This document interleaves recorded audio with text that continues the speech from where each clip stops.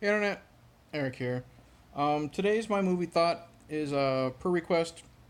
My buddy, Horror Gamer, I've mentioned him numerous times on this channel. Put the link to his channel below.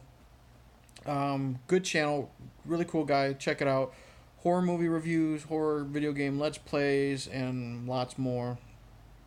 He's done some, what do you call them, trailer reactions that I really like. So give him a shot. And he told me he had a review because he did a couple reviews for me. He reviewed Rob Zombie's 31 and Leprechaun Origins. One of my favorite reviews of his is the Leprechaun Origins review. And I don't remember what I reviewed for him initially, but this is our second review, or this is my second review for him. Today I am talking The Lost Boys, 1987, I think. If you're new to my channel, welcome. I do discuss plot spoilers, specific scenes, and what have you. So if you have not seen The Lost Boys from 1987, watch at your own risk. Basic plot is we follow Michael and Sam, played by Jason Patric and Corey Haim. They are with their recently divorced mom. They're moving to Santa Carla, California, I believe, the murder capital of the world, to go live with their mom's eccentric father, I guess. Eccentric, I guess. He likes to play practical jokes and taxidermies for a living. All the while, Michael meets up with a group of teens headed by Kiefer Sutherland, and eventually we find out they are a group of vampires trying to turn Michael, and his only hope of not being turned is his brother Sam, Corey Haim, and the Frog Brothers, Edgar and Alan, played by Corey Feldman and Jamison Newlander. Hilarity ensues. Alright, a lot of people put this movie on such a high pedestal. They say it's probably one of the best vampire movies out there, and I really enjoy it, but man, there are a lot of problems I have with this as well. We'll get to those and the positives at the same time. First off, Jason Patric as our main character. Don't like him.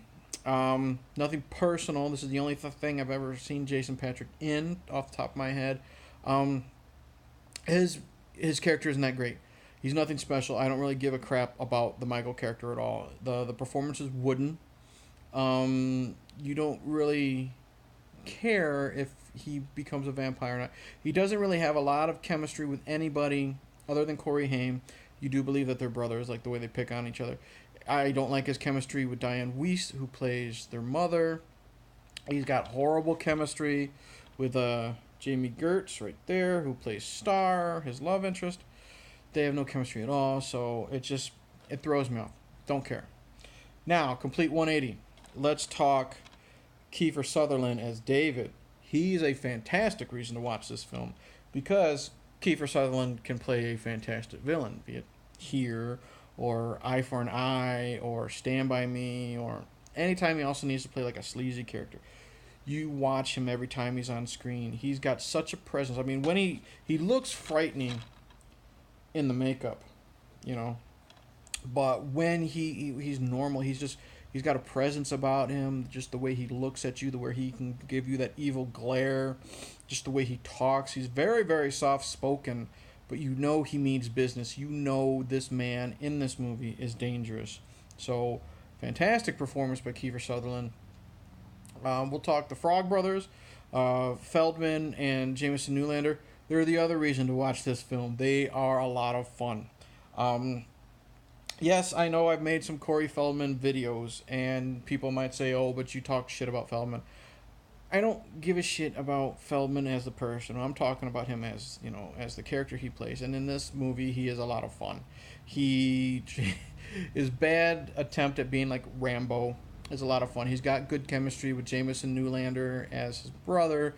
They're just a lot of fun. I love the scenes where the montage where they're getting ready for the vampire attack, and like they bust into a church, and it's during like a wedding, and they just give this, ooh, we're sorry look, and then they're filling up their canteens and squirt guns with holy water, and then as they run out, Newlander looks at the camera and just goes, and then walks out.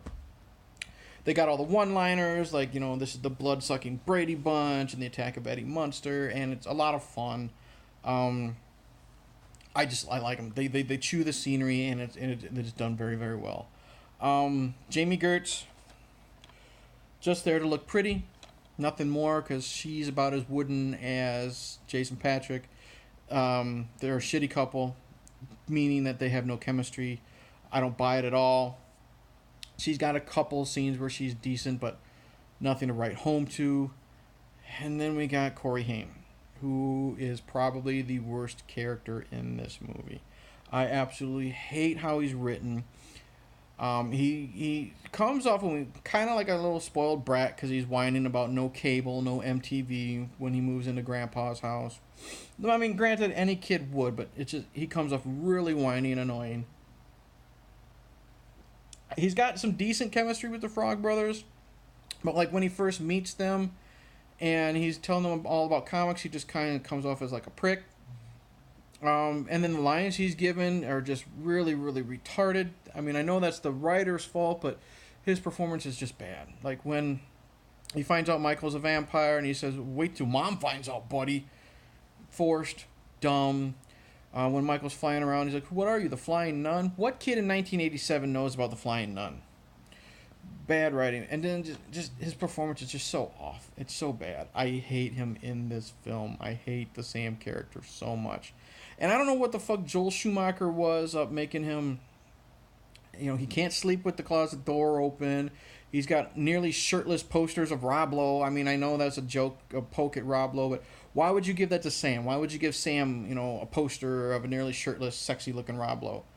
And then you got the bathtub scene. There is this weird, really retarded, awkward bathtub scene where Sam is taking a bubble bath and it's full of bubbles, and he's singing to himself. He's singing that dumbass song, "I Ain't Got a Man" by Frogman something. And I don't know the name. I used to have the song on like a cassette of like wacky songs. It's a dumbass song. He's singing to himself. He's like holding the comb like it's a microphone. He's got like 2 pounds of shampoo in his hair. It's just really awkward and dumb. It's kind of like the unnecessary dumb dance sequence in Nightmare on Elm Street 2. Fucking hate it. And I understand it's just a scene where to show that Michael's about ready to attack and the dog attacks Michael to protect him, but it could have been done differently. Just make the kid like making a sandwich in the kitchen or reading comics or something in his bed. But fucking dumb. Hate the performance, hate the character, hate the awkward scenes. I don't like Sam in this movie at all. So that's tough when your two, I guess, main leads are crap. But they make up for it, like I said, with David, Kiefer Sutherland. They make up for it with the Frog Brothers. And they make up for it with, like, the background characters. I like the look of David's group of vampires. I like Dianne Wiest as, she's kind of the worried mother. She cares for her kids. I like, what is it? Bernard Hughes as the grandpa. He's kind of a smart-ass. Edward Herrmann as Max, the would-be suitor of Dianne Wiest. Really good performances. So the good do outweigh the bad. It just sucks that the bad are the leads. So now, good soundtrack. Everyone knows the Cry Little Sister song, which is a fun, catchy tune. But the problem is they play it like 5 fucking times in this film. I mean, it's ad nauseum, and I hate it because the movie's only like 90 minutes long, and you hear it at least 4 fucking times. And the problem is, there's this really lame attempt at trying to make a sexy love scene between Jami Gertz and Jason Patric. Like, we got the candles lit, and we got the specific camera angles and the slow motion. He's pulling the strap of her slip down, and it's to this slow-sounding rock song that could work. And then, bam, it turns out to be fucking Cry Little Sister again. So, I got to the point where I can't stand that song anymore. I do have the soundtrack, though. It is a really good soundtrack other than that. I like there's a song called Lost in the Shadows that fits perfectly during a high-action scene where Michael is racing David on the beach on their motorcycles. The best part of music used is the opening credits when the kids and their mom are driving to the house and they're going through the boardwalk and everything like this to a cover of People Are Strange. And it's good because I love how it's People Are Strange, and then we're also cutting from the family to the different groups of people that live there. Like, you got the homeless people eating out of the garbage cans, you got the punks, you got the beach bums, you got the kids having fun, you got everything. You got weirdos. People Are Strange.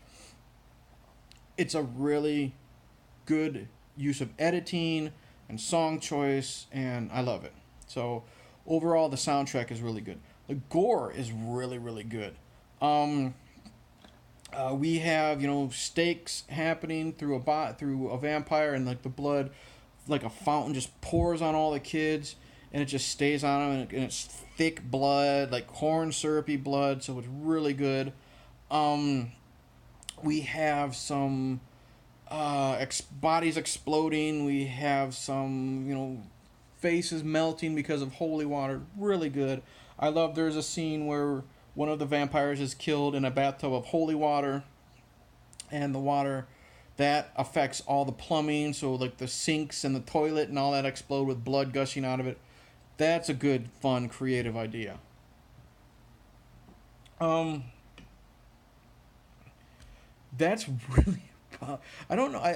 Here's the thing. Final thoughts. I guess it seems like I'm shitting on this movie because everybody seems to love it. And I know a lot of people expected me to give this the whole thumbs up.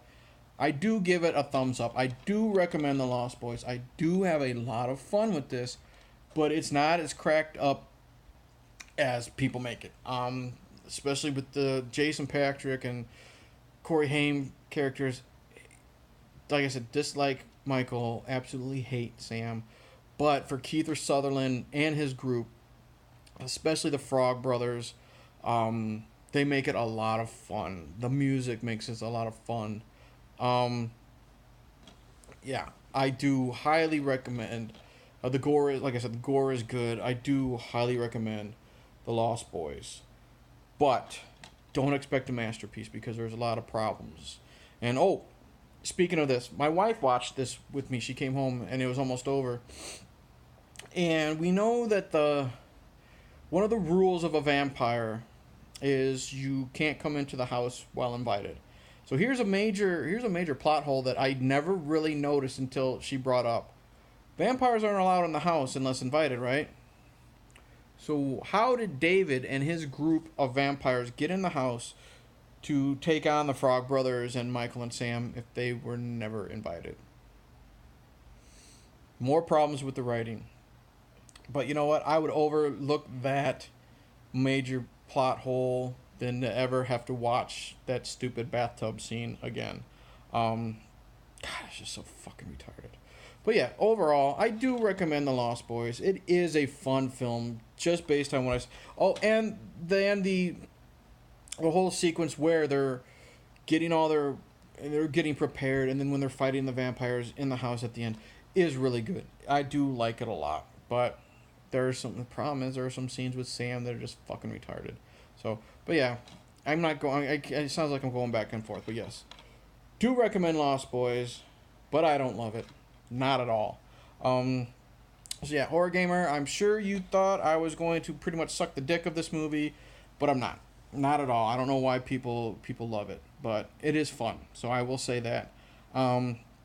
So that's it. Thank you for watching. Please like and subscribe, all that shit. I'm going to probably quit saying that. You all know if you like my stuff, watch it. If you don't. Click the bell, don't, whatever. Comment below, send me suggestions of anything you want me to talk about. I have some things on the back burner. I am going to review the next 2 Lost Boys movies because why the hell not? It gives me something to do. Yeah, so in the end I'll say cheers, and they're only noodles, Michael.